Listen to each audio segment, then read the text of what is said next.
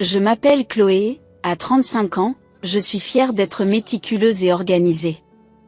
En tant qu'auditrice pour une grande entreprise, mon sens aigu du détail me sert bien, tant sur le plan professionnel que personnel. Mes amis se moquent souvent de mon enthousiasme pour l'organisation, en particulier lorsqu'il s'agit de questions financières telles que la conservation des reçus et le paiement des impôts en temps voulu. Mais pour moi, ces habitudes sont essentielles pour maintenir l'ordre dans ma vie. Permettez-moi maintenant de vous raconter comment j'ai rencontré mon mari, Théodore. C'était lors d'une réunion organisée par notre amie commune, Victoria. Ce soir-là, alors que je dégustais du vin et discutais avec des amis de l'université, Théodore est arrivé. Elle était un peu plus âgé, il respirait la confiance et arborait un sourire charismatique. Il travaillait comme manager dans une entreprise de vente de produits alimentaires. Bonjour. Je m'appelle Théodore. Ça vous dérange si je me joins à vous ?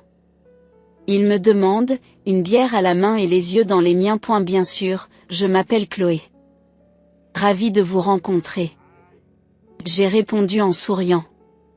Nous nous sommes immédiatement entendus, trouvant un terrain d'entente dans notre amour de la randonnée et du classique rock. Quelques mois après le début de notre relation, Théodore m'a invité à un barbecue chez sa sœur Audrey. C'était la première fois que je rencontrais sa famille, et bien qu'Audrey nous ait accueillis chaleureusement, ses enfants étaient très difficiles, courant partout, criant et lançant des jouets. Malgré mon malaise face à ce chaos, Théodore ne semblait pas gêné, amusé par leur énergie. Alors que notre relation s'approfondissait, Théodore a fait sa demande en mariage au cours d'une randonnée pittoresque. C'était un moment simple mais parfait au sommet d'une colline avec une vue imprenable sur la vallée. Notre mariage s'est déroulé dans la beauté, mais non sans difficulté, en particulier les enfants d'Audrey, toujours aussi indisciplinés. Théodore trouvait leurs pitreries amusantes, tandis que je luttais contre ma frustration en silence. Après notre mariage, Théodore et moi avons décidé qu'il était temps d'acheter notre propre maison et de quitter l'appartement que nous louions. Un soir, nous nous sommes assis pour discuter de nos finances, impatients d'entamer ensemble ce nouveau chapitre passionnant. Grâce à notre goût commun pour l'organisation et l'aventure, j'étais optimiste quant à notre avenir, malgré les difficultés occasionnelles que sa famille pouvait apporter. Alors que Théodore et moi nous installions dans la réalité de l'achat d'une nouvelle maison, nous nous sommes retrouvés à naviguer dans les aspects pratiques d'une fusion plus complète de nos vies. Chloé. Il faut qu'on trouve un moyen de répartir les dépenses. Théodore a dit un soir, allongé sur le canapé de notre maison actuelle. Oui, j'y ai pensé aussi. Ai-je répondu pensivement. Je peux m'occuper de l'achat des meubles, des appareils électroménagers et de quelques œuvres d'art pour la décoration. Et toi, Théodore, toujours aussi surprenant, a fait une proposition d'un autre genre.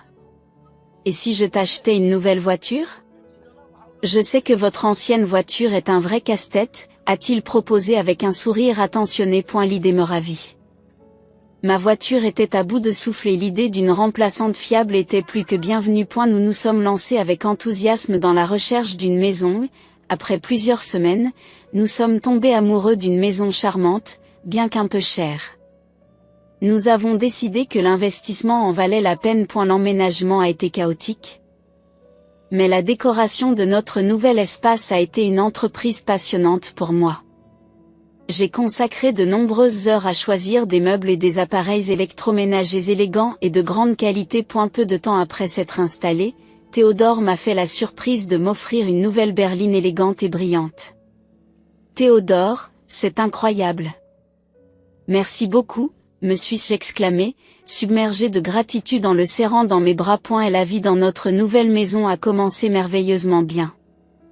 Nous nous épanouissions tous les deux dans notre travail et savourions le temps passé dans l'environnement douillet que nous avions créé. Cependant, tout n'était pas parfait. L'attitude décontractée de Théodore, que j'avais trouvée attachante, a commencé à m'irriter, surtout en ce qui concerne les responsabilités ménagères. Un soir, après une longue journée, je lui ai demandé de m'aider à faire la vaisselle. Ah, Chloé, j'ai eu une dure journée. J'ai hâte d'être à demain. M'a-t-il répondu, ses yeux implorant l'indulgence.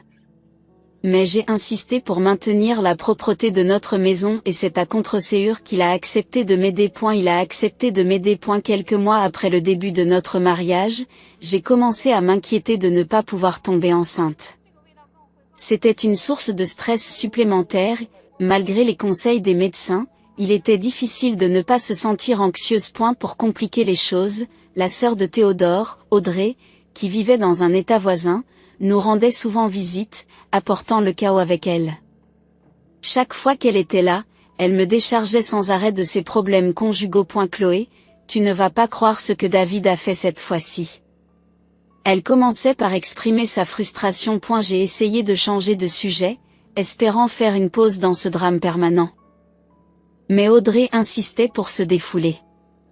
Ses enfants étaient tout aussi perturbateurs. Leur visite transformait notre maison en un véritable cirque, ils couraient partout, se battaient et étaient généralement bruyants. Après une semaine de travail difficile, tout ce que je voulais, c'était un peu de paix, mais cela semblait impossible avec le chaos qu'ils apportaient. Les gars, calmez-vous, s'il vous plaît. Plaidais-je en essayant de rétablir un peu d'ordre. Pourquoi es-tu toujours aussi coincé, Chloé? Audrey répliquait en claquant des doigts, ajoutant à la tension. Au milieu de ces défis, Théodore et moi avons continué à naviguer dans notre vie commune, en équilibrant les joies de notre nouvelle maison avec les complexités de la dynamique familiale et les espoirs personnels. Malgré les tensions occasionnelles, nos fondations étaient solides, construites sur l'amour, les rêves partagés et un engagement toujours plus profond l'un envers l'autre. Chaque fois que j'essayais de faire en sorte que les enfants d'Audrey se tiennent tranquilles, je plaidais qu'ils faisaient du désordre. Audrey, je viens de nettoyer la maison, mais ma patience s'amenuise. Un jour, lorsque j'ai exprimé ma frustration, Audrey a répliqué vertement. Peut-être que si tu avais tes enfants, tu comprendrais. Ces paroles m'ont profondément touchée, non seulement parce qu'elles étaient dures, mais aussi parce qu'elles connaissaient mes problèmes de fertilité. J'ai eu l'impression qu'il s'agissait d'une attaque directe et j'ai été stupéfaite de voir que Théodore restait silencieux. Théodore, vas-tu la laisser me parler ainsi? Ai-je demandé, ma voix tremblant d'un mélange de colère et de blessure. À mon grand désarroi, Théodore a balayé mes inquiétudes d'un revers de main. Chloé, calme-toi. Tu fais toute une histoire pour rien. Dit-il en reprenant le parti d'Audrey. Ce n'est pas rien. Elle m'a insulté dans notre maison. M'exclamai-je, les larmes commençant à couler. J'étais à bout, fatiguée qu'on me manque de respect dans ma propre maison et que mon mari prenne continuellement le parti de sa sœur. Je savais que quelque chose devait changer. Le samedi, Audrey est arrivée à l'improviste avec ses enfants, déclarant qu'elle avait besoin d'une pause et qu'elle allait faire des courses. D'accord, Audrey, mais fais vite. Lui ai-je dit, le stress transparaissant dans mon ton. Elle m'a remercié et s'est précipitée, me laissant avec les enfants et un sentiment d'angoisse grandissant. J'étais dans la cuisine, essayant de préparer le dîner, une tâche que je préférais faire méticuleusement, mais avec les enfants qui semaient le chaos. Il m'était impossible de me concentrer. Ils criaient, couraient dans tous les sens et semaient la pagaille. Pouvez-vous faire moins de bruit?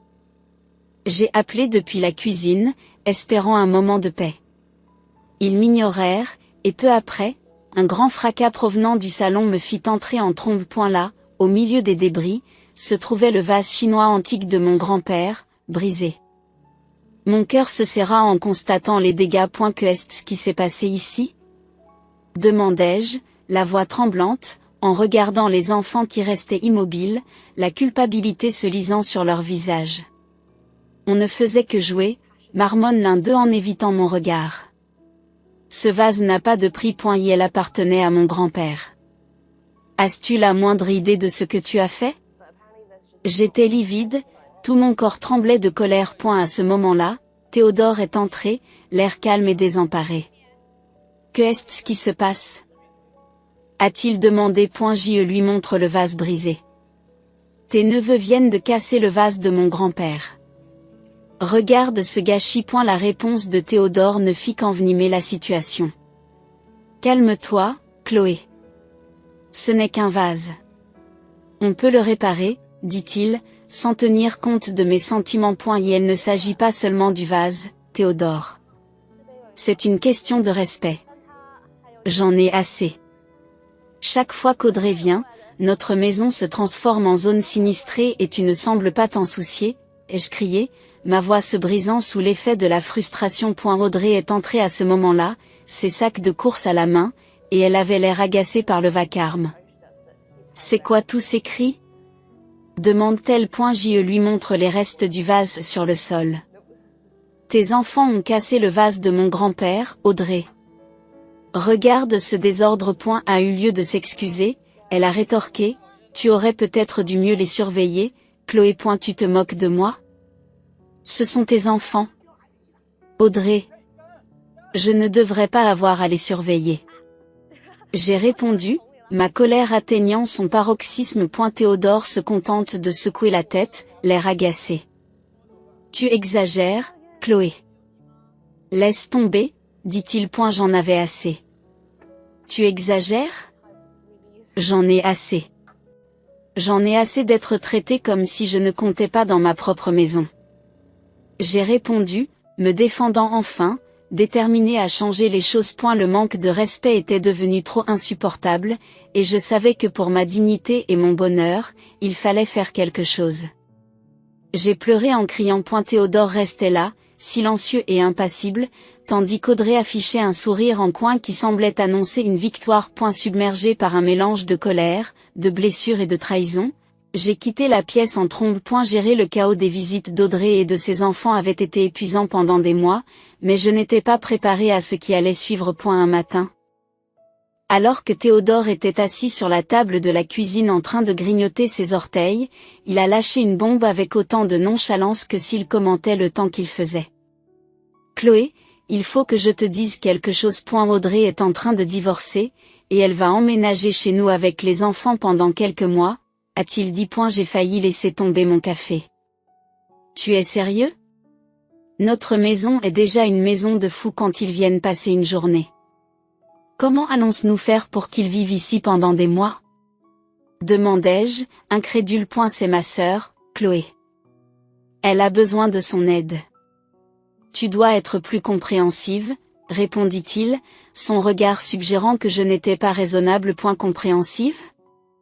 Je n'avais été que conciliant, mais là, c'en était trop.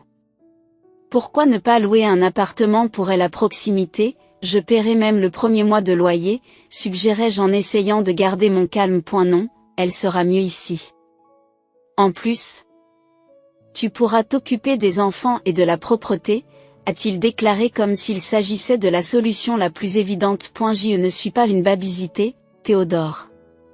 Je travaille aussi, et j'ai besoin de me détendre quand je rentre à la maison. J'ai argumenté. Ma frustration grandit. Arrête d'être aussi égoïste, Chloé. C'est la famille, ils ont besoin de nous. Il a répliqué, son ton devenant plus tranchant. Je ne suis pas égoïste, Théodore. Je demande juste une solution raisonnable. Je ne vais pas laisser ma vie basculer. Rétorquai-je, sentant ma colère monter. Eh bien, ils viennent demain soir, alors tu ferais mieux de te faire à l'idée, déclara-t-il en se levant et en quittant la cuisine. J'ai été prise au dépourvu et je me suis sentie complètement trahie. Le lendemain matin, encore sous le coup de notre dispute, je me suis habillée pour aller travailler et je suis allée chercher mes clés de voiture, mais elles étaient introuvables. Lorsque j'ai appelé Théodore, sa voix était d'un calme inébranlable. J'ai pris la voiture. C'est la mienne, tu te souviens? Je la donne à Audrey, pour qu'elle puisse l'utiliser pour les enfants. Il m'a informé. Tu donnes ma voiture à Audrey? Tu es sérieux, là? J'étais abasourdi. Ce n'est pas ta voiture, Chloé. Je l'ai payée et elle en a plus besoin que toi. Il m'a répondu, sans détour. C'est la goutte d'eau qui a fait déborder le vase. Théodore, tu m'as tout pris, et j'en ai fini. J'ai dit, ma voix tremblant de colère. Que est-ce que tu racontes? Ne dramatise pas, Chloé. Il m'a renvoyé, ne comprenant manifestement pas la profondeur de mes sentiments. Debout dans le couloir, mon téléphone à la main, j'avais l'impression de vivre un cauchemar dont je n'arrivais pas à me réveiller. Comment les choses avaient-elles pu dégénérer à ce point? Déterminée, j'ai appelé une entreprise de déménagement. Bonjour. J'ai besoin d'une équipe pour déménager des meubles et des appareils électroménagers aujourd'hui. C'est urgent, ai-je demandé. Les déménageurs sont arrivés quelques heures plus tard et je leur ai fait faire le tour de la maison en leur indiquant les objets à déménager. Prenez tout, les lits, les canapés, les lustres, même les robinets de la salle de bain. Alors que la maison commençait à se vider, un étrange sentiment de soulagement m'envahit. En regardant chaque pièce être emportée, j'ai dirigé les déménageurs vers la maison de ma mère, prête à prendre un nouveau départ, libérée de l'agitation qui avait envahi ma vie. Et la maison étant maintenant vide, j'ai donné un pourboire aux déménageurs, les remerciant pour leur travail rapide. J'ai rassemblé mes affaires essentielles et me suis rendu chez ma mère. Quelques heures plus tard, mon téléphone s'est mis à sonner sans arrêt. C'était Théodore qui appelait, mais j'ai ignoré les appels. Ressentant un mélange d'anxiété et de puissance nouvelle. Ce soir-là, on a frappé fort à la porte de ma mère. Je l'ai ouverte et j'ai trouvé Théodore debout, l'air furieux. Que est-ce que tu as fait, Chloé? Que est-ce que tu as fait? Il a hurlé en faisant irruption dans le salon. J'ai pris mes affaires, Théodore. Tu as pris la voiture, alors j'ai pris ce que j'avais acheté, ai-je répondu en gardant mon calme. C'est insensé. Tu as dépouillé la maison. Où Audrey et les enfants sont-ils censés dormir? Il s'est écrié, le visage rougi par la colère. C'est ton problème, Théodore. C'est toi qui as créé ce désordre, maintenant tu t'en occupes, ai-je rétorqué, les bras croisés. Tu es une voleuse, Chloé. Tu as tout volé? A-t-il accusé en gesticulant sauvagement. Je n'ai rien volé. Voici les reçus, dis-je calmement, en sortant un dossier et en lui montrant les preuves d'achat de tous les meubles et appareils électroménagers. Elle a feuilleté les reçus. Sa colère se transformant en frustration. Très bien, Chloé. Si c'est comme ça que tu veux jouer, je demande le divorce, a-t-il déclaré. J'ai pris une grande inspiration et je lui ai tendu une pile de papiers. C'est déjà fait. Voici les papiers du divorce. Signale et c'est fini, ai-je déclaré. Elle a regardé les papiers, son visage est devenu pâle. Tu es vraiment sérieux, n'est-ce pas? Très sérieux, Théodore. Je mérite mieux que ça, affirmai-je, sentant un calme inhabituel m'envahir. Il sortit un stylo de sa poche, signa les papiers sans un mot de plus et me les rendit. Très bien, Chloé. C'est comme tu veux. Je les regardai se retourner et sortir de chez ma mère, la porte claquant derrière lui. Je suis restée là un moment, avec un mélange de soulagement et de tristesse. C'était fini, et au fond de moi, je savais que c'était la bonne décision. Ce soir-là. Je me suis assise avec ma mère et je lui ai raconté tout ce qui s'était passé. Elle m'a incroyablement soutenue et a reconnu que j'avais fait le bon choix. Chloé, tu as traversé beaucoup d'épreuves. Il est temps que tu te concentres sur toi-même et sur ton bonheur, m'a-t-elle dit en me serrant dans ses bras pour me réconforter. Merci, maman. J'ai juste besoin d'un peu de temps pour faire le point, ai-je répondu, me sentant soulagée d'un poids considérable. Les jours suivants, j'ai commencé à m'installer dans une nouvelle routine, à organiser mon nouvel espace chez ma mère et à planifier mes prochaines étapes. C'était un nouveau départ, et pour la première fois depuis longtemps, j'avais confiance en l'avenir. Je savais que le chemin à parcourir ne serait pas facile, mais j'étais prête à l'affronter. J'avais repris ma vie en main et je ne pouvais plus faire marche arrière. Après le divorce, Théodore et moi avons vendu notre maison et partagé le produit de la vente. J'ai décidé qu'il était temps de trouver mon propre espace. Un après-midi, alors que j'étais assise dans la cuisine avec ma mère, j'ai fait défiler les annonces d'appartements sur mon ordinateur portable. Maman, je crois que j'ai trouvé un endroit parfait. C'est un petit appartement au centre-ville, près du travail, lui ai-je dit en lui montrant les photos. Elle s'est penchée sur mon épaule et a souri. Ça a l'air bien, Chloé. As-tu déjà appelé l'agent immobilier? Pas encore, ai-je répondu, prête à franchir une nouvelle étape dans la construction de ma nouvelle vie. D'accord, je le fais maintenant. Me suis-je dit, l'excitation m'envahissant l'estomac. J'ai pris mon téléphone, j'ai composé le numéro et j'ai attendu avec impatience que l'agent immobilier réponde. Après quelques sonneries, une voix chaleureuse m'accueillit. Bonjour, c'est Ethan. Que puis-je faire pour vous aujourd'hui? Bonjour, Ethan.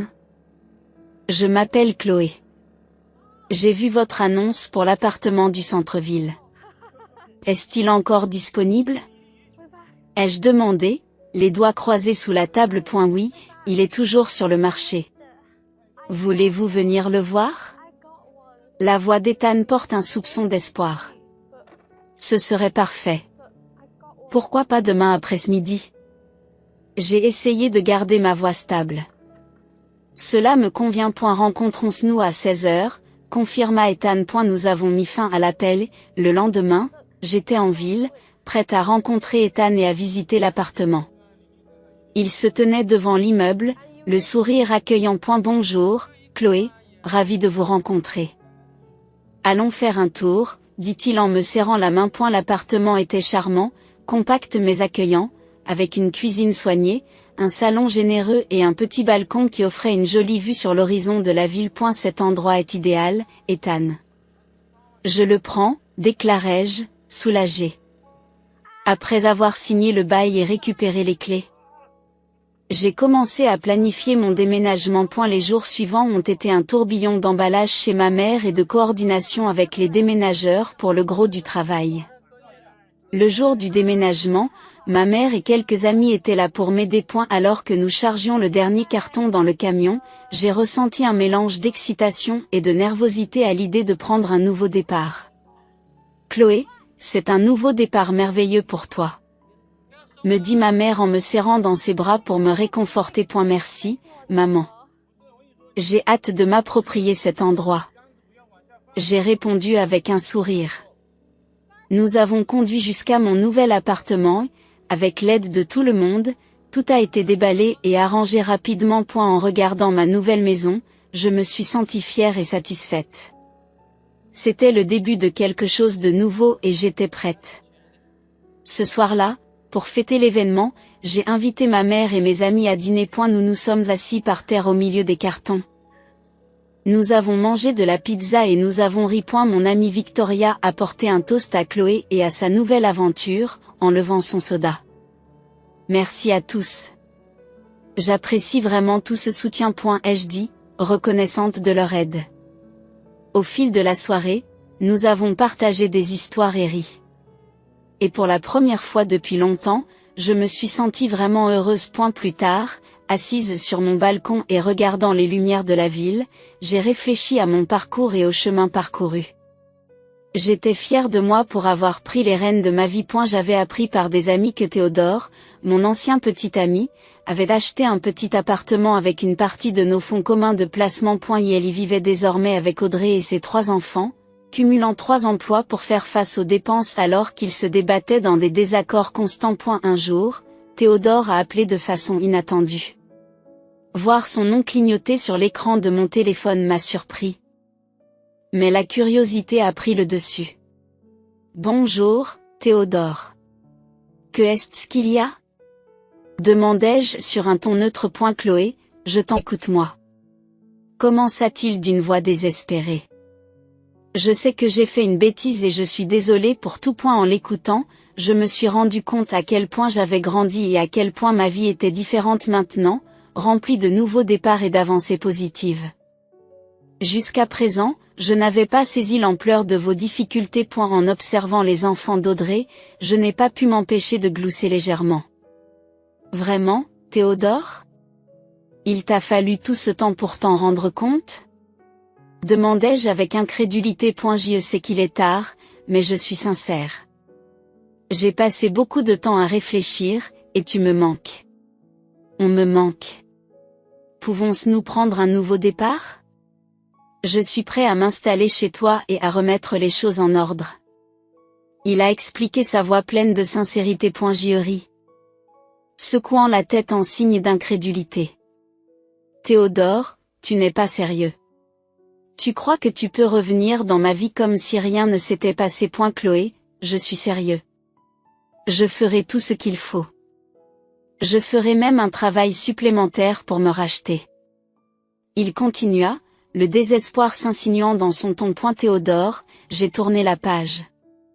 Je suis satisfait maintenant, et je ne cherche pas à revenir sur cette agitation. J'ai répondu fermement. Allez, Chloé. Nous pouvons faire en sorte que cela fonctionne cette fois-ci. J'ai changé, a-t-il persisté. J'ai soupiré, ressentant à la fois de la pitié et de l'irritation. Théodore, c'est fini. Tu dois te concentrer sur ta propre vie et ta famille.